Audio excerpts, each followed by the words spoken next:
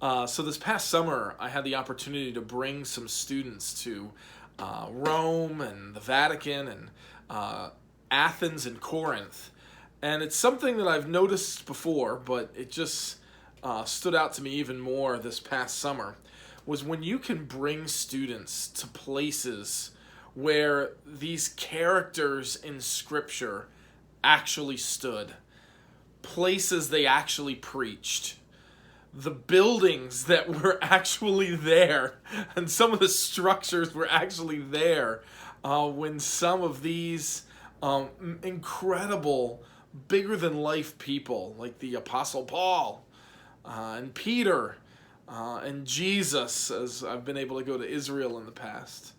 When you can bring students to these places, the Bible just becomes more real.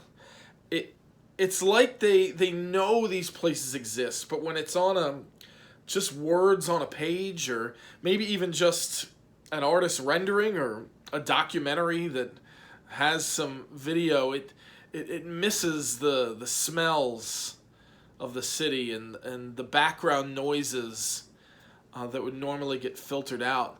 They can suddenly picture Paul preaching on Mars Hill. They can picture Peter imprisoned there in Rome. They can imagine the sight of being on the Bema seat and having a judge proclaim that Paul is allowed to preach the gospel there in Corinth. When you can see these things and touch these things, it just has an impact. It just brings to life something that was once just barely real.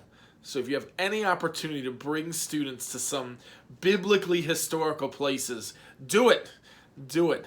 It will impact their life forever.